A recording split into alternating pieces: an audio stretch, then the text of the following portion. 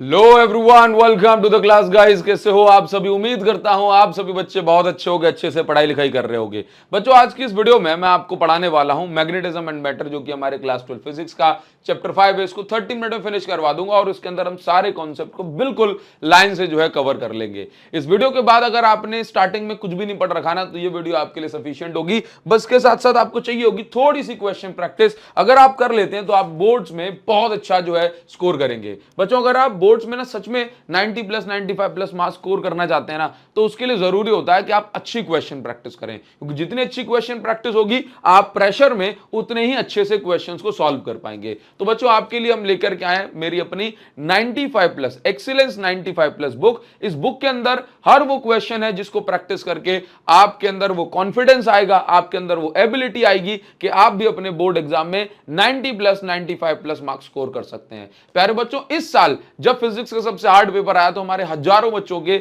90 plus marks आए और बहुत बहुत सारे बच्चों के 90 प्लस मार्क्स आए। ठीक है, तो मैं आपको बताना चाहता हूं बच्चों कि आपको अच्छी क्वेश्चन प्रैक्टिस अगर आपने कर ली तो समझ लीजिए कि आपका जो काम है वो हो जाएगा। हमने इस बुक के अंदर 1200 प्लस क्वेश्चन दिए, जिनको प्रैक्टिस कर ली समझ लीजिए कि वो प्रैक्टिस आपकी सफिशिएंट होगी। बच्चों, तो इस वीडियो की डिस्क्रिप्शन में बच्चों मैं आपको लिंक दे रहा हूं जहां से आप इस बुक को डायरेक्ट परचेज कर सकते हैं, है ना। इसके अंदर हमने सब कुछ MCQ, assertion, reason, case study, numerical सब कुछ दे रखा है ना। इस वीडियो के पिन्ड कमेंट में, है ना, आपको लिंक मिल जाएगी जहां से आप इस वीडियो बुक को डायरेक्ट परचेज कर सकते हैं। और जितनी अच्छी प्रैक्टिस बच्चों उतने अच्छे मार्क्स। तो आप बस इसको ऑर्डर करें और 2-3 दिन बाद बुक आपके घर में पहुंच जाएगी और शानदार प्रैक्टिस करना आप स्टार्ट कर दें। बच्चों, चलिए स्टार्ट कर देंगे इस चैप्टर को और हम आगे बढ़ेंगे। बट उससे पहले आपको चाहिए कि इस चैप्टर के हैंड रिटन नोट्स आपको मिल जाएं, तो आपको Telegram channel Abhishek Sahu sir free of cost join करना है। इसको ज्वाइन करने के लिए जो लिंक है वो आपको इस वीडियो के डिस्क्रिप्शन में मिल जाएगी। साथ ही साथ आप टेलीग्राम पर जाकर के नाम से भी सर्च कर सकते हो। फाइल सेक्शन में जाओगे चैनल के तो यहां पर आपको सभी पीडीएफ जो है ये मिल जाएंगी। ठीक है प्यारे बच्चों, अब हम आगे बढ़ जाएंगे और हम बात करेंगे मैग्नेटिज्म क्या होता है, क्योंकि चैप्टर का नाम है मैग्नेटिज्म एंड मैटर। तो बच्चों, सबसे पहले हमें पढ़ना है कि मैग्नेटिज्म क्या होता है, बिकॉज चैप्टर का नाम है मैग्नेटिज्म एंड मैटर। तो देखो, जैसे कोई मैग्नेट है, मैग्नेट किसी मैग्नेटिक सब्सटेंस जैसे कि आयरन या स्टील, कोबाल्ट को अगर अट्रैक्ट कर लेती है तो उसकी इसी प्रॉपर्टी को मैग्नेटिज्म कहते हैं। क्लियर है? अच्छा, मैग्नेट जो होती है बच्चों वो दो टाइप की होती है। नेचुरल मैग्नेट जो कि वीक होती है ना, जैसे कि अर्थ हो गया, मैग्नेटाइट नाम की जो रॉक या ओर हो गई, ये नेचुरल मैग्नेट में आते हैं। दूसरी आर्टिफिशियल मैग्नेट जो कि स्ट्रॉन्ग मैग्नेट की कैटेगरी में होते हैं, है ना, जैसे कि horse shoe magnet, bar magnet. अब आर्टिफिशियल में भी दो कैटेगरी हैं, एक है आपकी परमानेंट जिनकी स्ट्रेंथ को आप बदल नहीं सकते, और दूसरी है आपकी टेम्परेरी। टेम्परेरी में आता है कि आप मैग्नेटिक फील्ड की स्ट्रेंथ को अपने अकॉर्डिंग बदल सकते हैं। टेम्परेरी मैग्नेट में करंट कैरिंग सोलेनॉइड आती है, because current carrying solenoid he magnetic field बनाती है। तो जब आप करंट को बंद कर दोगे मैग्नेटिक फील्ड बंद हो जाएगी, इसीलिए हम इसको टेम्परेरी मैग्नेट जो है बच्चों कहते हैं। इसके बाद मैं आपको आगे ले चलूंगा। कभी भी आपसे कोई पूछे कि भाई कोई भी सब्सटेंस मैग्नेटिक फील्ड कैसे बना सकता है या उसके पीछे का रूट कॉज क्या है, तो बच्चों आपको याद रखना है कि कोई भी एटम जो होता है, उस एटम में जो इलेक्ट्रॉन घूम रहा है ऑर्बिट में, जो स्पिन कर रहा है, वही जो है मैग्नेटिज्म का कारण है। आपसे पूछा जाएगा what is the cause of magnetism, कोई भी सब्सटेंस मैग्नेटिक प्रॉपर्टी कैसे शो कर सकता है, तो बोलना कि उसकी ऑर्बिट में जो इलेक्ट्रॉन घूम रहा है ना, वही जो है मेन कारण है मैग्नेटिज्म का। क्लियर है? अच्छा, हम आगे बढ़ जाएंगे और उसके बाद मैग्नेट की कुछ प्रॉपर्टीज की बात करेंगे। कोई भी मैग्नेट जो है, जैसे कि कोई भी मैग्नेट जो है मैग्नेटिक मटेरियल जैसे कि आयरन, निकेल, कोबाल्ट को अट्रैक्ट कर सकती है। आइसोलेटेड मैग्नेटिक मोनोपोल्स या आइसोलेटेड मैग्नेटिक पोल्स या फिर मोनोपोल्स डू नॉट एग्जिस्ट, यानी कि आपके पास एक मैग्नेट है और ये नॉर्थ पोल, ये साउथ पोल, तो आप कभी भी ऐसा नहीं पाएंगे कि दुनिया में आपको कोई ऐसी मैग्नेट मिल जाए जिसके अंदर सिर्फ साउथ पोल या सिर्फ नॉर्थ पोल हो। नहीं, हमेशा कोई भी मैग्नेट आपको मिलेगी तो उसके अंदर दोनों पोल पाए जाएंगे, है ना। नॉर्थ पोल होगा एक साइड, दूसरी साइड साउथ पोल होगा। इसके बाद तीसरी बात यह है कि लाइक पोल्स यानी कि सिमिलर पोल्स जो है वो हमेशा एक दूसरे को रिपेल करेंगे, अनलाइक पोल्स हमेशा एक दूसरे को अट्रैक्ट करेंगे। नॉर्थ और साउथ के बीच में अट्रैक्शन होगा। अच्छा, मैग्नेट हैव डायरेक्टिव प्रॉपर्टीज, यानी कि मैग्नेट से आप क्या बता सकते हैं, डायरेक्शन बता सकते हैं। जब भी आप किसी मैग्नेट को हवा में लटका दोगे तो हमेशा अर्थ के नॉर्थ साउथ डायरेक्शन में खुद को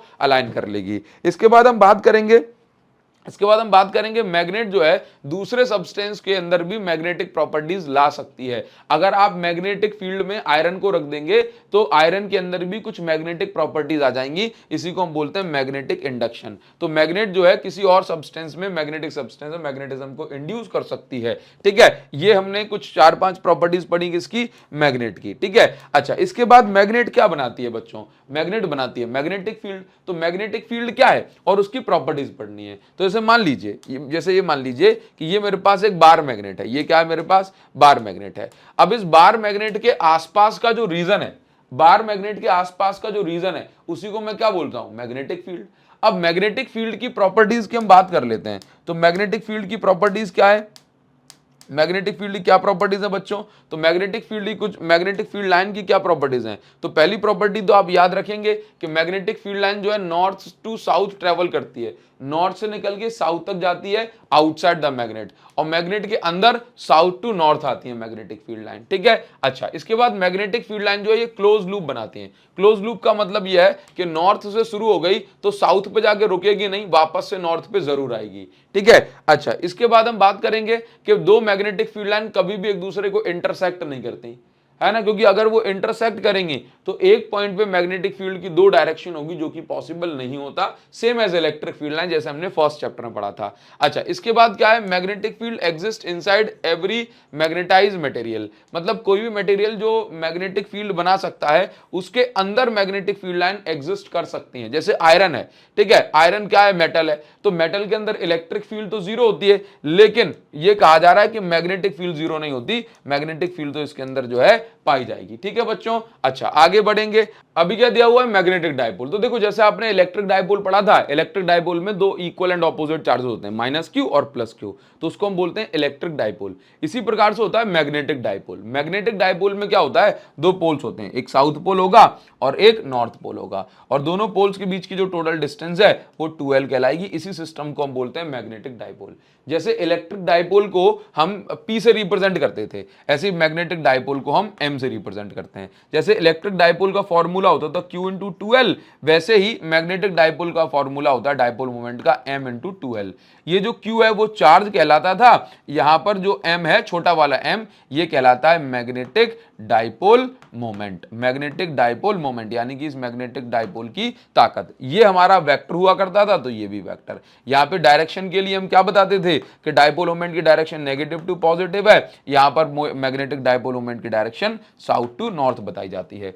पोल स्ट्रेंथ की जो यूनिट होती है, पोल स्ट्रेंथ की यूनिट ये होती है, पोल स्ट्रेंथ मतलब पोल्स की ताकत है ना, ये होती है एम्पियर मीटर। और यहां पर मैग्नेटिक डायपोल मोमेंट की जो यूनिट होती है, डायपोल मोमेंट की जो यूनिट होती है ये होती है एम्पियर मीटर स्क्वायर, और इसकी डायरेक्शन साउथ टू नॉर्थ होती है।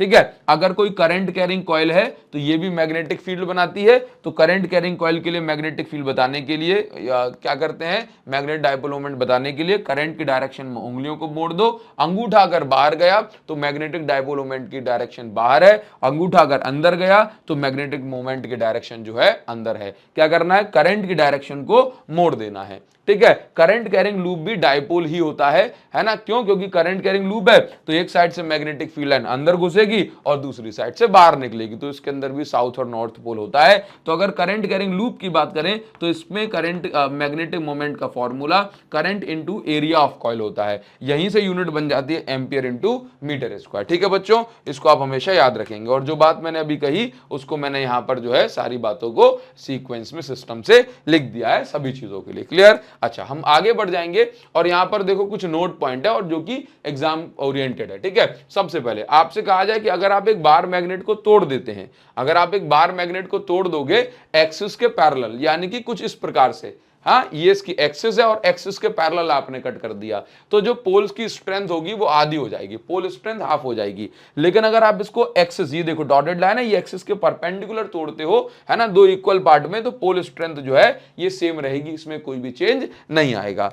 अच्छा इसके बाद ना यहां पर आपको समझना है कि बार मैग्नेट में दो लेंथ होती है, एक तो उसकी एक्चुअल लेंथ और एक होती है उसकी ज्योमेट्रिक लेंथ, आप इसको बोलते हैं मैग्नेटिक लेंथ, आप इसको बोल सकते हैं, क्या बोल सकते हैं, मैग्नेटिक लेंथ। ठीक है, तो मैग्नेटिक लेंथ क्या है, ऐसा समझो, देखो बार मैग्नेट अगर यहां से लेके यहां तक है तो एक्चुअल में उसके जो पोल्स हैं वो एकदम कोने पे नहीं होते, थोड़ा सा अंदर अंदर होते हैं। तो पोल्स के बीच की जो लेंथ है उसको मैग्नेटिक लेंथ कह रहे हैं। तो जो टोटल लेंथ है ना, टोटल लेंथ बार मैग्नेट की, अगर मैं उसमें 5/6 का इंटू कर दूंगा तो मुझे दोनों पोल्स के बीच की जो दूरी है वो मिल जाएगी। उसी को मैं मैग्नेटिक लेंथ कह रहा हूं बार मैग्नेट के लिए। ठीक है, अब इसमें जो कुछ बेसिक टर्म्स हैं जो फर्स्ट चैप्टर और फिफ्थ चैप्टर में सेम है। बेसिक टर्म्स में ऐसे मान के चलो कि फर्स्ट चैप्टर में मैं डाइपोल मोमेंट के लिए पी वेक्टर यूज करता था, यहां पे मैं एम वेक्टर यूज करूंगा, कैपिटल एम, छोटा वाला एम पोल स्ट्रेंथ के लिए। ठीक है, और अगर छोटे वाले एम के ऊपर वेक्टर लगा दिया ना तो वो कहीं पे बुक में मैग्नेटिक मोमेंट को रिप्रेजेंट कर रहा है। पोल स्ट्रेंथ स्केलर क्वांटिटी है और मैग्नेटिक मोमेंट वेक्टर क्वांटिटी है। ठीक है, तो मैग्नेटिक मोमेंट पे वेक्टर लगा होगा और जो है पोल स्ट्रेंथ वाले एम पे कभी भी वेक्टर नहीं लगा होगा। ठीक है, अच्छा, इलेक्ट्रिक फील्ड को हम ई से रिप्रेजेंट करते हैं, मैग्नेटिक फील्ड को बी से, चार्ज को क्यू से, पोल स्ट्रेंथ को छोटू एम से। कांस्टेंट जो है फर्स्ट चैप्टर में 1/4 पाई एप्सिलॉन नॉट चलता था, यहां पर कांस्टेंट चलता है म्यू नॉट बाय 4 पाई। क्लियर है? अच्छा, ये परमिएबिलिटी के केस में होता है। फॉर्मूले की बात करें, ये एनालॉजी है, इसको आपको ध्यान रखना है। जैसे इलेक्ट्रिक फील्ड पॉइंट चार्ज के लिए क्या बनी है, 1/4 पाई एप्सिलॉन नॉट, तो मैग्नेटिक फील्ड किसी सिंगल पोल के लिए कितनी बनेगी, है ना? तो उसका फॉर्मूला क्या है, तो देखो 1/4 पाई एप्सिलॉन नॉट के लिए म्यू नॉट बाय 4 पाई, चार्ज की जगह क्या लिखते हैं इसमें, पोल स्ट्रेंथ, और अपॉन में आर स्क्वायर। एक्सियल पॉइंट पे इलेक्ट्रिक फील्ड का फॉर्मूला 1/4 पाई एप्सिलॉन नॉट, ठीक है, तो म्यू नॉट बाय 4 पाई, 2 तो 2, डाइपोल मोमेंट तो डाइपोल मोमेंट, बस यहाँ पे P होता है फर्स्ट चैप्टर में, यहाँ पे कैपिटल M होता है, आर क्यूब की जगह आर क्यूब। तो इसी प्रकार से सारे फॉर्मूले, चाहे वो टॉर्क का फॉर्मूला P sin थीटा हो तो यहाँ बन जाएगा कैपिटल P की जगह कैपिटल M और E की जगह B और sin थीटा की जगह sin थीटा। तो ये एनालॉजी है जो फर्स्ट चैप्टर और इस फिफ्थ चैप्टर में है, एज इट इज सेम है। अच्छा, इसके बाद हम क्या करते हैं, इसके बाद जैसे हमने फर्स्ट चैप्टर में टॉर्क वाला डेरिवेशन किया था, बस वही आपको करना है। टॉर्क यानी कि कोई भी बार मैग्नेट है, बार मैग्नेट क्योंकि मैग्नेटिक डाइपोल ही है, अगर ये बार मैग्नेट मैग्नेटिक फील्ड में रखी होती है तो उस पर कितना टॉर्क लगेगा, तो बहुत सिंपल सी बात है, ये नॉर्थ पोल को मैग्नेटिक फील्ड रिपेल करती है, जैसे पॉजिटिव चार्ज हो करती थी, तो इस पे फोर्स लगेगा, जैसे चार्ज पे कितना फोर्स लगता था, Q इंटू ई, अब Q की जगह छोटा वाला M पोल स्ट्रेंथ और E की जगह B, तो है ना, तो कितना फोर्स लगेगा इस पोल पे, तो बोला MB। इसी प्रकार से साउथ पोल पे जैसे नेगेटिव पे अंदर की साइड लगता था, तो साउथ पोल पे अंदर की साइड लगेगा। ठीक है, अब क्या कर जाएगा भाई, ये घूमने लग जाएगी, टॉर्क बन रहा है, तो अब हम इसके बाद क्या करेंगे, टॉर्क निकालने के लिए दोनों में से किसी भी एक फोर्स को ले लो इनटू परपेंडिकुलर डिस्टेंस। तो फोर्स कितना लग रहा है, MB, परपेंडिकुलर डिस्टेंस क्या है, तो हमने एक काम किया, बोला परपेंडिकुलर बना लो भाई साहब, तो हमने परपेंडिकुलर बनाया, ये परपेंडिकुलर बन गया, इसका नाम क्या रख दिया, बोला ON, तो ये परपेंडिकुलर है, ये बेस है और ये हाइपोटेन्यूज है, और हाइपोटेन्यूज कितना है, दोनों पोल के बीच की डिस्टेंस 2L, तो हमने sin theta is equal to perpendicular upon hypotenuse लगाया और ON की वैल्यू 2L sin थीटा निकाल ली। ON की जगह हमने क्या पुट किया, 2L sin थीटा, MB की जगह MB। इसके बाद अब आप यहां पर देखो, ये M इंटू 2L को हमने चिपका के लिख दिया और B sin थीटा को अलग लिख दिया। अब M पोल स्ट्रेंथ, 2L दोनों के बीच की डिस्टेंस, तो M इंटू 2L क्या होता है, कैपिटल M, मैंने आपको अभी बताया था, तो ये MB sin थीटा बन गया, और हम sin थीटा हटाते हैं तो क्रॉस लग जाता है, तो M vector cross B vector लग गया। अब इसके बाद भाई स्पेशल केसेस कि भाई अगर थीटा की वैल्यू 90 डिग्री है तो MB बन जाएगा, मिनिमम टॉर्क लेकर थीटा की वैल्यू 0 पे। ठीक है, तो इस प्रकार से ये कंडीशन बनती है। अगर नॉन यूनिफॉर्म फील्ड में डाइपोल रखा होगा तो उसका दोनों टाइप का मोशन होगा, रोटेशनल मोशन भी होगा और ट्रांसलेशनल मोशन भी होगा, यानी कि आगे भी बढ़ेगी और घूमेगी भी ये मैग्नेट। ठीक है, अच्छा, इसके बाद जो है आप यहां पर देखेंगे नेक्स्ट है Gauss law of magnetism. Sir बाकी के डेरिवेशन, बच्चों बाकी के derivation as it is same है, मतलब जहां पे P है उसकी जगह बस कैपिटल M लिखना है, जहां पे पॉजिटिव चार्ज है उसकी जगह बस नॉर्थ पोल लगाना है, जहां नेगेटिव चार्ज उसकी जगह साउथ पोल लगाना है। तो फर्स्ट चैप्टर के और ये डेरिवेशन जो है एज इट इज सेम है, बस बेसिक टर्म्स का ही डिफरेंस होता है। अच्छा, इसके बाद क्या है, जो इंपॉर्टेंट टर्म है इसको हम बोलते हैं गॉस लॉ ऑफ मैग्नेटिज्म। बच्चों गॉस लॉ ऑफ मैग्नेटिज्म क्या होता है, जैसे मान लीजिए गॉस लॉ ऑफ मैग्नेटिज्म ये कहता है कि किसी भी क्लोज सरफेस से मैग्नेटिक फ्लक्स जो होगा वो हमेशा 0 होगा। कितना, जैसे मान लीजिए ये क्लोज सरफेस है, अब इस क्लोज सरफेस के अंदर कभी भी कोई मैग्नेट रखी होगी तो हमेशा किसी भी मैग्नेट में दोनों पोल पाए जाएंगे, है ना। तो नॉर्थ पोल के कारण मैग्नेटिक फील्ड लाइन बाहर निकली तो इसको लूप भी क्लोज करना है, तो साउथ के कारण ये अंदर भी घुसेगी, तो जितना फ्लक्स बाहर जाने का पॉजिटिव उतना ही मैग्नेटिक फील्ड अंदर आएगी, तो नेगेटिव फ्लक्स बनेगा। बाहर गई magnetic field line positive flux, अंदर गई नेगेटिव फ्लक्स, तो इसका मतलब नेट फ्लक्स कितना हो गया, बोला 0 हो गया। कितना हो गया, बोला 0 हो गया। इलेक्ट्रिक फील्ड में ऐसा नहीं होता। इलेक्ट्रिक फील्ड में अकेला पॉजिटिव चार्ज अगर रखा है तो मैग्नेटिक फील्ड लाइन कभी अंदर आएगी ही नहीं, और अगर कभी अंदर आएगी नहीं तो कुछ ना कुछ नेट फ्लक्स बनेगा ही, है ना। अगर अकेला नेगेटिव चार्ज रखा है तो फिर क्या होगा, तो मैग्नेटिक फील्ड लाइन सिर्फ अंदर आएगी, बाहर नहीं जाएगी। तो इसका अर्थ ये हो गया बच्चों, इसका अर्थ ये हो गया कि इलेक्ट्रिक फील्ड में तो ऐसा पॉसिबल है कि भाई नेट फ्लक्स जीरो नहीं होगा, लेकिन मैग्नेटिक फील्ड में जो मैग्नेट है वो उसके पास हमेशा दोनों पोल पाए जाते हैं। तो जितनी मैग्नेटिक फील्ड लाइन बाहर जाएंगी उतनी अंदर भी आएंगी, तो जितना फ्लक्स पॉजिटिव उतना ही फ्लक्स नेगेटिव, तो नेट फ्लक्स तो भाई जीरो बन गया। तो बस यही बात तो बोली है, गॉस लॉ ऑफ मैग्नेटिज्म यही तो कहता है कि किसी भी क्लोज्ड सरफेस से जो नेट फ्लक्स लिंक होगा, नेट मैग्नेटिक फ्लक्स लिंक होगा, वो हमेशा जीरो होगा। ठीक है, आइसोलेटेड मैग्नेटिक पोल्स जो है पॉसिबल नहीं है, यानी कि अकेला पोल पॉसिबल होता तो इसके कारण भी कुछ ना कुछ पॉजिटिव चार्ज या कुछ ना कुछ जो फ्लक्स है वो बन जाता। तो close integration B vector dot ds vector is equal to zero, ये आपको जो है बातें ध्यान रखनी है इसके अंदर। ठीक है बच्चों, चलिए हम आगे बढ़ जाएंगे। ये लिखा है जितनी फील्ड लाइन अंदर जाएंगी उतनी ही बाहर आएंगी। ठीक है, आगे बढ़ेंगे। अब देखो, आगे बढ़ेंगे तो आप हमेशा बच्चों एक बात याद रखिए कि बार मैग्नेट जो है वो बेसिकली एक प्रकार की सोलेनॉइड, करंट कैरिंग सोलेनॉइड जो है बार मैग्नेट की तरह ही एक्ट करती है। देखो, करंट कैरिंग सोलेनॉइड है तो वो भी मैग्नेटिक फील्ड बनाएगी, बार मैग्नेटिक फील्ड बनाती है। करंट कैरिंग सोलेनॉइड में जिस प्रकार से दोनों पोल्स होते हैं उसी प्रकार से इसमें भी दोनों पोल्स होते हैं। ठीक है, करंट कैरिंग सोलेनॉइड की जो मैग्नेटिक फील्ड है वो कुछ इस प्रकार से होती है, एक्सियल पॉइंट पे जो मैग्नेटिक फील्ड बनती है। ठीक है, और बार मैग्नेट की मैग्नेटिक फील्ड भी इतनी ही बनेगी बच्चों। ठीक है, तो इन दोनों के बीच में बस डिसिमिलरिटी ये है कि इसकी स्ट्रेंथ को अपने अकॉर्डिंग बदला जा सकता है, इसकी स्ट्रेंथ को अपने अकॉर्डिंग नहीं बदल सकते हैं। अब इसका जो डेरिवेशन है वो सिलेबस में नहीं है। ठीक है, अच्छा, इसके बाद ना कुछ बेसिक टर्म्स हैं जो आपको हमेशा याद रखना है, जैसे कि magnetic field, magnetizing field intensity या फिर मैग्नेटाइजिंग फोर्स। ये काफी इंपॉर्टेंट बात है। जैसे मान लो मैंने अभी अभी क्या बताया था आपको स्टार्टिंग में कि जब आप किसी आयरन के रॉड को, आयरन की कोर को यानी पीस को जब मैग्नेटिक फील्ड में रख देते हैं तो उस आयरन के अंदर भी कुछ मैग्नेटिक प्रॉपर्टीज आ जाती हैं। जैसे मान के चलो कि आप भाई गंदे बच्चों की संगति में बैठोगे तो आपके अंदर भी कुछ गंदी गंदी सी बातें आ जाएंगी। आप अगर अच्छे लोगों के साथ में बैठोगे तो आपके अंदर भी कुछ अच्छी बातें आ जाएंगी, है ना। तो वही चीज मैं आपको बताना चाहता हूं कि आपकी कंपनी जैसी होगी वैसे ही गुण आपके अंदर अपने आप आ जाते हैं। ठीक है, फिर अगर आपको हटा भी दिया जाए वहां से तो आपके अंदर कुछ ट्रेसेस जो है जरूर रह जाएंगे, है ना बच्चों। तो बस यही बात हो रही है। जैसे मान लीजिए कि मेरे पास एक करंट कैरिंग सोलेनॉइड है, तो उसमें से क्या बन रही है, बोला सर मैग्नेटिक फील्ड लाइन आ रही है। ठीक है, कुछ इसी प्रकार से अब मैंने ले जाके ये येलो कलर का एक सॉफ्ट आयरन का टुकड़ा यहां पे इसके बीच में रख दिया, तो जब ये मैग्नेटिक फील्ड लाइन इसके अंदर से घुसेंगी तो सॉफ्ट आयरन के अंदर भी कुछ मैग्नेटिक प्रॉपर्टीज आ जाएंगी, ये भी अपनी खुद की मैग्नेटिक फील्ड बनाने लग जाएगा। तो इसी को हमने क्या बोला, इस मैग्नेटिक फील्ड ने इसको मैग्नेटाइज कर दिया।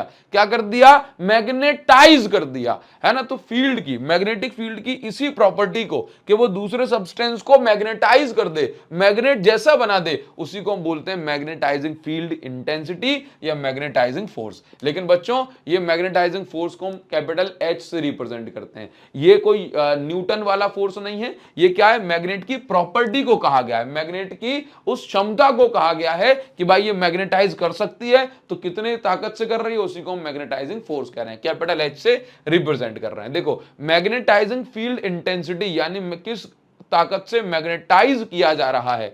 अच्छा, तो सोलेनॉइड की मैग्नेटिक फील्ड क्या होती है, बोला B is equal to mu naught n I. अब आप यहां पर देखो कि अगर आप टोटल ये टर्न डेंसिटी और करंट में अगर आप इन दो टर्म्स में चेंज करते रहते हो तो उससे तो ये बी की वैल्यू बदली जा सकती है। सिर्फ ये देखो, ये मैग्नेट जो है ये कितनी ताकत से मैग्नेटाइज कर सकती है वो किस पे डिपेंड करेगा, एन और आई पे, क्योंकि अगर आप एन और आई की वैल्यू बदलेंगे तो और ज्यादा स्ट्रॉन्ग मैग्नेटिक फील्ड बनेगी, तो सॉफ्ट आयरन को और ज्यादा स्ट्रांगली मैग्नेटाइज किया जा सकता है। अच्छा, एन आई की जगह क्या लिखते हैं, बोला एच लिखते हैं। एच क्या है, मैग्नेटाइजिंग फोर्स है, और एच की जगह क्या लिखा जा सकता है, बोला B upon mu naught. H की जगह क्या लिखा जा सकता है, बोला B अपॉन म्यू नॉट। तो H का formula B upon mu not, इसकी यूनिट बन जाती है एम्पियर पर मीटर। क्या बन जाती है बच्चों, ampere per metre. Magnetic field की यूनिट टेस्ला, म्यू नॉट की unit tesla metre ampere inverse, तो टोटल यूनिट बन गई एम्पियर पर मीटर। अच्छा, नेक्स्ट जो आ जाता है देखो बच्चों, अब हमें पढ़ना है इस चैप्टर के सबसे इंपॉर्टेंट टॉपिक को, जिसमें से सबसे ज्यादा क्वेश्चन पूछे जाते हैं। और बच्चों मैं आपको बताना चाहता हूं कि ये जो मैं आपको पढ़ा रहा हूं, इसको आप अच्छे से पढ़िए और उसके बाद मेरी इस बुक से क्वेश्चन प्रैक्टिस कर लो, बस ये चैप्टर आपका खत्म। इसके अलावा एक शब्द भी नहीं पढ़ोगे तब भी आपका बच्चों काम हो जाएगा। एक्सीलेंस 95+, ठीक है ना बच्चों। इस वीडियो को डिस्क्रिप्शन और कमेंट सेक्शन में आपको लिंक दे रहा हूं, अभी से क्वेश्चन प्रैक्टिस करना इसके स्टार्ट कर दीजिए। अच्छा देखो, तो टाइप ऑफ मैग्नेटिक सब्सटेंस, यानी कि मैग्नेटिक प्रॉपर्टीज के आधार पे 3 टाइप के सब्सटेंस होते हैं। एक होते हैं डायामैग्नेटिक सब्सटेंस, वो ऐसे सब्सटेंस है जो मैग्नेटिक फील्ड को पसंद नहीं करते हैं, उसको अपोज करते हैं, है ना। यानी कि जब हम इसको मैग्नेटिक फील्ड में रख देते हैं डायामैग्नेटिक सब्सटेंस को, तो मैग्नेटिक फील्ड को ये वीकली अपोज करते हैं। जैसे मैग्नेटिक फील्ड अगर राइट में है तो इस डायामैग्नेटिक सब्सटेंस के अंदर मैग्नेटिक फील्ड लेफ्ट में बनेगी, ठीक है। थोड़ा बहुत ही अपोज कर पाता है तो हमने लिखा है वीकली अपोज। और इन डायामैग्नेटिक सब्सटेंस के जो एग्जांपल लिखे हैं, ये बच्चों आपको अच्छे से याद रखना है। एक एक एग्जांपल आपको याद होना चाहिए। Bismuth, copper, lead, silicon, nitrogen, water, sodium chloride. बिल्कुल आपका सर अगर याद नहीं हो पाए तो याद करना पड़ेगा, ठीक है, याद करना ही पड़ेगा। इन पे से बहुत ज्यादा क्वेश्चन पूछे जाते हैं। दूसरा होता है पैरामैग्नेटिक सब्सटेंस। पैरामैग्नेटिक सब्सटेंस बच्चों ऐसे सब्सटेंस होते हैं जिनको हम मैग्नेटिक फील्ड में रख देते हैं तो ये मैग्नेटिक फील्ड को थोड़ा सा सपोर्ट करते हैं। जैसे मैग्नेटिक फील्ड अगर राइट में बन गई तो ये भी क्या करेंगे, पैरामैग्नेटिक सब्सटेंस भी क्या करेगा, अपनी मैग्नेटिक फील्ड भी राइट में बनाएगा, लेकिन थोड़ा ही सपोर्ट कर पाता है, इसलिए हम इसको बोलते हैं कि वीकली सपोर्ट्स मैग्नेटिक फील्ड, है ना। मतलब पैरामैग्नेटिक सब्सटेंस मैग्नेटिक फील्ड को पसंद करते हैं, बस जो है ज्यादा सपोर्ट नहीं कर पाते। अच्छा, एग्जाम्पल है aluminium, sodium, calcium, oxygen, copper chloride. बच्चों ज्यादा जोर दे रहा हूं कि एग्जाम्पल याद करने ही है, एग्जाम्पल से क्वेश्चन पूछे जाते हैं, ठीक है। अच्छा, इसके बाद बात हम करेंगे तीसरे सब्सटेंस जिसको हम बोलते हैं ferromagnetic substance. Ferromagnetic substance magnetic field को बहुत बहुत ज्यादा सपोर्ट करते हैं, खूब पसंद करते हैं। तो फिर आप ये कहेंगे कि भाई साहब फेरोमैग्नेटिक सब्सटेंस ऐसे सब्सटेंस हैं जो मैग्नेटिक फील्ड को स्ट्रांगली सपोर्ट करते हैं, बहुत ज्यादा सपोर्ट करते हैं, ठीक है। Example iron, nickel, cobalt, gadolinium, steel, ये इसके एग्जांपल होते हैं बच्चों। एक एक करके पढ़ेंगे। डायामैग्नेटिक सब्सटेंस, तो मैंने आपको बताया डायामैग्नेटिक सब्सटेंस मैग्नेटिक फील्ड को वीकली अपोज करते हैं। एग्जांपल में हो गया copper, bismuth, lead, silicon, nitrogen, water, sodium chloride, ये उसके एग्जांपल है। अच्छा, इसके बाद डायामैग्नेटिक सब्सटेंस बच्चों जो होते हैं ना, उनके अंदर जो इलेक्ट्रॉन पाए जाते हैं वो पेयर में पाए जाते हैं, प्यार में नहीं, पेयर में, है ना, जोड़े में पाए जाते हैं और ऑपोजिट डायरेक्शन में घूम रहे होते हैं। तो वो एक दूसरे की मैग्नेटिक फील्ड को ही कैंसिल कर देते हैं, एक दूसरे के मैग्नेटिक मोमेंट को ही कैंसिल कर देते हैं। तो बच्चों आपको यहां पर ये जो नोट पॉइंट आपको बताया गया है, इसको ध्यान रखिए कि ये आपस में, यानी कि इनको बर्बाद करने के लिए कोई और नहीं चाहिए, ये आपस में एक दूसरे को बर्बाद कर देते हैं। तो टेम्परेचर घटेगा, टेम्परेचर बढ़ेगा, इनकी ससेप्टिबिलिटी, इनकी मैग्नेटिक प्रॉपर्टी पे कोई फर्क नहीं पड़ता, क्योंकि ये आपस में ही कैंसिल कर दे रहे हैं मैग्नेटिक फील्ड को, ठीक है। ध्यान रखना बच्चों इस बात को, क्लियर है। अच्छा, तो अगर आपसे कहा जाए कि अगर आपने मैग्नेटिक फील्ड अप्लाई की तब क्या होगा, मैग्नेटिक फील्ड अप्लाई करने पे डायामैग्नेटिक सब्सटेंस के अंदर ऑपोजिट डायरेक्शन में मैग्नेटिक फील्ड बनने लग जाती है। बट अगर मैग्नेटिक फील्ड आपने अप्लाई नहीं की तो इसके अंदर नेट मैग्नेटिक मोमेंट इसके एटम के पास ही क्या हो जाता है, जीरो हो जाता है। क्यों, क्योंकि ऑपोजिट डायरेक्शन में घूमने के कारण से ये एक दूसरे को ही कैंसिल कर देते हैं। अच्छा देखो, डायामैग्नेटिक सब्सटेंस की कुछ प्रॉपर्टी, मान लीजिए कोई डायामैग्नेटिक सब्सटेंस की रॉड है, अगर मैं इसको मैग्नेटिक फील्ड में लटका दूंगा तो ये मैग्नेटिक फील्ड के परपेंडिकुलर आ जाएगी। जैसे अगर कोई सब्सटेंस मैग्नेटिक फील्ड को पसंद करता है तो वो उसके पैरेलल डायरेक्शन में अलाइन हो जाता है, लेकिन पसंद नहीं करता जैसे कि डायामैग्नेटिक सब्सटेंस, तो मैग्नेटिक फील्ड के परपेंडिकुलर हो जाता है। जब हम डायामैग्नेटिक सब्सटेंस को नॉन यूनिफॉर्म मैग्नेटिक फील्ड में रखेंगे, यानी कि ऐसी जगह जहां पे कहीं पे वीक है, कहीं पे स्ट्रॉन्ग मैग्नेटिक फील्ड है, तो हम ये पाएंगे कि डायामैग्नेटिक सब्सटेंस क्योंकि मैग्नेटिक फील्ड को पसंद नहीं करता तो वो हमेशा स्ट्रॉन्ग से वीक मैग्नेटिक फील्ड की ओर भागना चाहता है, क्योंकि भाई बचो इससे कैसे भी करके। अच्छा, इसके बाद हम बात करेंगे मैग्नेटिक फील्ड लाइन जो होंगी ये डायामैग्नेटिक सब्सटेंस के द्वारा वीकली रिपेल होंगी। तो रिपेल होंगी तो इसका मतलब है कि भले ही मान लीजिए सीधी आ रही थी, कैसे आ रही थी, सीधी आ रही थी, तो ये डायामैग्नेटिक सब्सटेंस को देख करके कुछ इस प्रकार से मुड़ जाएंगी, यानी कि रिपल्सन को शो कर रहा है, magnetic field are expelled out of the diamagnetic substance. ठीक है बच्चों, बच्चों? तो ये बात आपको यहां पर ध्यान रखनी है, ठीक। और ये जो डायग्राम है ये बहुत ज्यादा पूछा जाता है। अच्छा, रिलेटिव परमेबिलिटी इसकी कैसी है? क्योंकि ये मैग्नेटिक फील्ड को अपोज करती है तो इसकी रिलेटिव परमेबिलिटी 1 से छोटी है ना। क्योंकि मान लीजिए कि बाहर अगर 100 फील्ड लाइन थी और अंदर क्या बची भाई, 5 magnetic field line opposite direction बन गई तो अंदर बची 95। तो इसका मतलब 95% मैग्नेटिक फील्ड लाइन ओवरऑल बच पाई, तो 1 से छोटी रिलेटिव परमेबिलिटी इसकी हो गई। ससेप्टिबिलिटी कैसी है? क्योंकि अपोज करता है, ससेप्टिबिलिटी नेगेटिव है, बट इसकी स्लाइटली छोटी वैल्यू होती है। Susceptibility of diamagnetic substance does not depend on या does not change with temperature. ठीक है बच्चों, ये बात आप याद रखेंगे। इसके बाद हम आगे बढ़ जाएंगे और नेक्स्ट हम बात करेंगे पैरामैग्नेटिक सब्सटेंस की। पैरामैग्नेटिक सब्सटेंस ऐसे सब्सटेंस होते हैं जो मैग्नेटिक फील्ड को वीकली सपोर्ट करते हैं जब हम इसको एक्सटर्नल मैग्नेटिक फील्ड में रख देते हैं तो। अच्छा, जैसे डायमैग्नेटिक सब्सटेंस के एटम मॉलिक्यूल एक दूसरे की मैग्नेटिक फील्ड को कैंसिल कर रहे थे, वैसे ये नहीं करते। तो इनके पास डायपोल मोमेंट जीरो नहीं होता, नॉन जीरो डायपोल मोमेंट होता है, और वो चीज यहां पर जो हमने मेंशन कर दी है।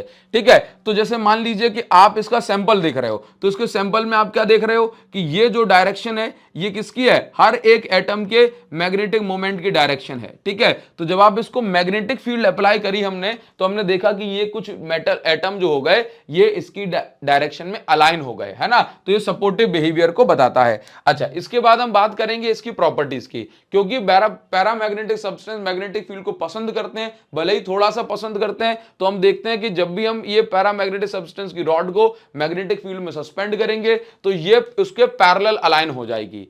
पैरामैग्नेटिक सब्सटेंस को जब नॉन यूनिफॉर्म मैग्नेटिक फील्ड में रखेंगे तो ये इस मैग्नेटिक फील्ड को पसंद करती है, इसलिए वीक से स्ट्रॉन्गर मैग्नेटिक फील्ड की ओर जाएगी। इसके बाद इसकी रिलेटिव परमेबिलिटी 1 से ज्यादा होती है ना। ससेप्टिबिलिटी पॉजिटिव होती है क्योंकि सपोर्ट करता है, और इनकी ससेप्टिबिलिटी टेम्परेचर के इनवर्सली प्रोपोर्शनल होती है, क्योंकि जब आप टेम्परेचर बढ़ाते हैं तो एटम जो मैग्नेटिक फील्ड की डायरेक्शन में अलाइन हो गए थे ये क्या होते हैं? ये इधर उधर रैंडम मोशन करने लग जाते हैं। तो इनकी जो ससेप्टिबिलिटी है ना, कि मैग्नेटिक फील्ड के प्रति कितना रिस्पॉन्ड करते हैं, वो टेम्परेचर के इनवर्सली प्रोपोर्शनल होता है। कैसे? टेम्परेचर के इनवर्सली प्रोपोर्शनल। और ये प्रोपोर्शनलिटी साइन हटाते हैं तो यहां पर एक कांस्टेंट आता है जिसको हम बोलते हैं क्यूरीज कांस्टेंट। क्या बोलते हैं? Curie's constant, that is C/T। ठीक है बच्चों, इसके बाद हम बात करेंगे फेरोमैग्नेटिक सब्सटेंस की। तो फेरोमैग्नेटिक सब्सटेंस जो होते हैं इसको अभी आपको नहीं देखना। फेरोमैग्नेटिक सब्सटेंस ए सब्सटेंस जो कि स्ट्रांगली मैग्नेटाइज हो जाते हैं जब हम इसको एक्सटर्नल मैग्नेटिक फील्ड में रख देते हैं, और इसके भी हर एक एटम के पास मैग्नेटिक मोमेंट हो रहा होता है, तो इसको हम बोलते हैं इसके पास भी नॉन जीरो मैग्नेटिक मोमेंट है।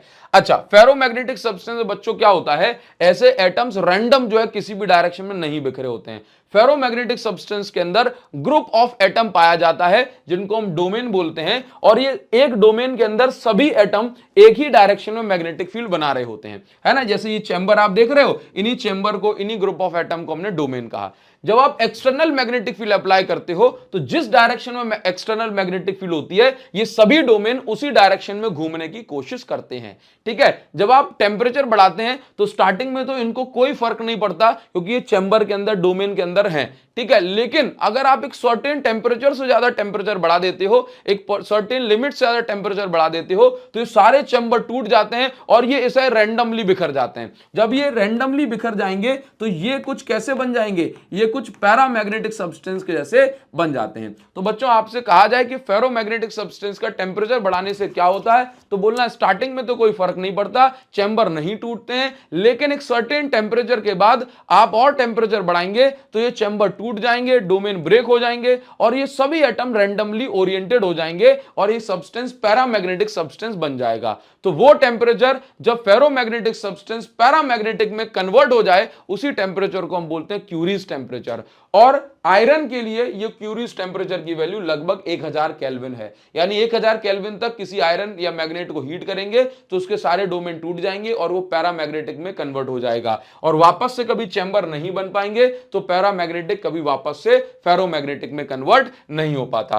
तो आप ये देख रहे हैं क्यूरीज लॉ का मॉडिफाइड फॉर्म है। क्या ये क्या है? Modified form of curies law. ये क्यूरीज लॉ का मॉडिफाइड फॉर्म है जिसको आपको याद रखना है। तो ये ससेप्टिबिलिटी क्या है? इनवर्सली प्रोपोर्शनल, लेकिन किसके? ये टेम्परेचर डिफरेंस के inversely proportional. Let's say 1000 kelvin तक जो है टेम्परेचर का कोई फर्क नहीं पड़ेगा। लेकिन मान के चलो आपने 1000 केल्विन से 1100 केल्विन कर दिया, 1100 केल्विन, तो टेम्परेचर कितने टेम्परेचर के इनवर्सली प्रोपोर्शनल होगी ससेप्टिबिलिटी? बोला इसके डिफरेंस के, यानी कि susceptibility will be inversely proportional to this 100 degree Celsius. ठीक है, तो आपको याद रखना है ये मॉडिफाइड फॉर्म है किसका? ये मॉडिफाइड फॉर्म है आपका क्यूरीज लॉ का। ठीक है बच्चों, चलिए अब हम बात करेंगे आगे इसकी कुछ बेसिक प्रॉपर्टीज की। जैसे फेरोमैग्नेटिक की प्रॉपर्टीज में क्या है, ये स्ट्रांगली जो है सपोर्ट करता है, मैग्नेटिक फील्ड की डायरेक्शन में ही ये स्ट्रांगली मैग्नेटाइज हो जाता है। ठीक है, इसके बाद they have tendency to move, ये क्या करती हैं भाई, वीक से स्ट्रॉन्गर मैग्नेटिक फील्ड की ओर मूव करेंगे अगर हम फेरोमैग्नेटिक सब्सटेंस को नॉन यूनिफॉर्म मैग्नेटिक फील्ड में रख देते हैं तो अगर मैं फेरोमैग्नेटिक सब्सटेंस किसी रॉड को मैग्नेटिक फील्ड में लटका दूंगा तो वो पैरेलल अलाइन कर जाएंगे। रिलेटिव परमेबिलिटी फेरोमैग्नेटिक की 1 से बहुत ज्यादा होती है, क्योंकि जब कोई भी मैग्नेटिक फील्ड लाइन ऐसे आयरन, सॉफ्ट आयरन या किसी भी फेरोमैग्नेटिक सब्सटेंस से पास होती है तो सॉफ्ट आयरन के अंदर भी खूब स्ट्रॉन्ग मैग्नेटाइजेशन हो जाता है, जिससे अगर बाहर थी 100 मैग्नेटिक फील्ड लाइन तो उसके अंदर 500 हो गई। मतलब जो रिलेटिव परमेबिलिटी है 1 से बहुत ज्यादा है, क्योंकि ये बहुत ज्यादा सपोर्ट करता है तो उसकी ससेप्टिबिलिटी भी लार्ज पॉजिटिव वैल्यू होती है। तो ये इसके कुछ बेसिक प्रॉपर्टीज हो गई। ठीक है, अच्छा, और मैंने आपको यहां पर बता दिया कि टेम्परेचर बढ़ाने ससेप्टिबिलिटी जो है डिक्रीज होती है, घटती है, यानी मैग्नेटिक फील्ड के प्रति जो रिस्पॉन्स है वो घटता है, बट आफ्टर एक सर्टेन टेम्परेचर। और उस सर्टेन टेम्परेचर, जब किसी टेम्परेचर पे फेरोमैग्नेटिक सब्सटेंस चेंज हो जाए पैरामैग्नेटिक में, तो उस ट्रांजिशन टेम्परेचर को हम बोलते हैं curies temperature. Curies temperature iron के लिए 1000 केल्विन है। बच्चों डायमैग्नेटिक सब्सटेंस में टेम्परेचर का कोई रोल नहीं होता, इसलिए हम बोलते हैं डायमैग्नेटिक सब्सटेंस क्यूरीज लॉ को फॉलो नहीं करते हैं। ठीक है, अच्छा, इसके बाद ये पूरी प्रॉपर्टीज जो है मैंने आपको यहां पर लिखा दी हैं, ये सभी का जो है सम हो गया। इसको आप याद रखेंगे, एक टेबल बना लेना, पीडीएफ में टेलीग्राम चैनल पे अपलोड कर दूंगा। ठीक है, अच्छा, इसके बाद क्यूरीज लॉ और हम यहां पे लिख देते हैं। क्यूरीज लॉ क्या कहता है? क्यूरीज लॉ ये कहता है कि मैग्नेटाइजेशन डिपेंड करता है एच पे और मैग्नेटाइजेशन डिपेंड करता है टेम्परेचर के इनवर्सली प्रोपोर्शनल। तो हम इन दोनों को जो है जोड़ देंगे, है ना, I/H। आप यहां पे देखो I is directly proportional to H/T। अगर ये हम H को भेज देंगे उस साइड तो ये बन जाएगा हमारे पास I/H, इधर बन गया C/T। तो ये क्यूरीज लॉ का फॉर्मूला आ गया। ठीक है, जो हम ऑलरेडी लिख चुके हैं। ठीक है, आपको बार बार लिखने की जरूरत नहीं है, मैंने आपको ऑलरेडी बता ही दिया है। ठीक, आगे बढ़ जाएंगे। अच्छा, एक ग्राफ है, ये ग्राफ को जरूर समझ लीजिए, इनमें से क्वेश्चन पूछे जाते हैं। कभी भी आपसे ग्राफ पूछा जाए I वर्सेस H, I को मैं आपको बता दूं ये क्या है, I, यहां पे ये I क्या है, ये I कभी भी आपसे ऐसा कहा जाए I वर्सेस H तो इसको बोलना है इंटेंसिटी ऑफ मैग्नेटाइजेशन। ठीक है, I वर्सेस H क्या है, इंटेंसिटी ऑफ मैग्नेटाइजेशन। कभी कभी कैपिटल M को भी इंटेंसिटी ऑफ मैग्नेटाइजेशन लिख देते हैं। वैसे प्यारे बच्चों capital M magnetic dipole moment होता है, लेकिन अगर ऐसे M वर्सेस H ग्राफ पूछा जाए तो समझ लेना कि वो I वर्सेस H ग्राफ ही है। ठीक है, तो आप समझो कि एक्चुअल में I versus H graph straight line बनता है, बस फेरो के लिए जो एंगल है, स्लोप है, वो ज्यादा होता है, पैरा के लिए कम होता है और डाया के लिए नेगेटिव में जाता है। अच्छा, इसके बाद मैं बात करूंगा ससेप्टिबिलिटी काई वर्सेस एच ग्राफ का। तो ससेप्टिबिलिटी डायमैग्नेटिक की टेम्परेचर पे डिपेंड नहीं करती, तो हमने कहा कि भाई इस प्रकार से दिखाई गई है कि जो भी ससेप्टिबिलिटी है वो टेम्परेचर घटाओ या बढ़ाओ, ससेप्टिबिलिटी पे कोई फर्क नहीं पड़ रहा। और उसका बच्चों सही डायग्राम कुछ इस प्रकार से हम बना सकते हैं कि ससेप्टिबिलिटी क्योंकि डायमैग्नेटिक नेगेटिव होती है ना, तो हमने नेगेटिव एक्सेस में दिखा दिया है। ठीक है, पैरामैग्नेटिक की ससेप्टिबिलिटी और ये इनवर्सली प्रोपोर्शनल है, इसलिए ग्राफ कुछ इस प्रकार का बना है। अच्छा, इसके बाद फेरोमैग्नेटिक की ससेप्टिबिलिटी स्टार्टिंग में तो टेम्परेचर पे डिपेंड नहीं करती, तो देखो बहुत हाई है। इसके बाद एक सर्टेन टेम्परेचर जिसको हम क्यूरीज टेम्परेचर बोल रहे हैं, उसके बाद ससेप्टिबिलिटी घटने लग जाती है, तो हमने इनवर्सली प्रोपोर्शनल इसको जो है बना दिया। तो ये सारी बातें बच्चों अगर आप याद रखोगे, साथ ही साथ अगर आप अच्छे क्वेश्चन प्रैक्टिस कर लोगे, तो बच्चों आपका काम जो इस चैप्टर में बहुत अच्छे से हो जाएगा। तो इस वीडियो के डिस्क्रिप्शन और कॉमेंट सेक्शन में एक्सेलेंस 95+ की जो लिंक है वो आपको दी जा रही है। कमेंट सेक्शन में जल्दी से मुझे बताइए कि नेक्स्ट वीडियो आपको कब चाहिए, तभी आपको मिल जाएगा। अगर आप कहोगे कि सर नेक्स्ट वीडियो जल्दी से रिकॉर्ड करके भेज दो, तो मैं जल्दी से रिकॉर्ड करके भेज देता हूं, है ना। और इसके बाद बहुत जल्द जैसे हमारा सिलेबस खत्म, तो आपको कौन सी जो है सीरीज मुझसे चाहिए वो भी कमेंट सेक्शन में बच्चों आप कमेंट करके बताएंगे। Thank you so much, thanks a lot. मिलते हैं आपसे नेक्स्ट वीडियो में, तब तक के लिए बहुत बहुत धन्यवाद बच्चों, बहुत बहुत धन्यवाद, थैंक यू।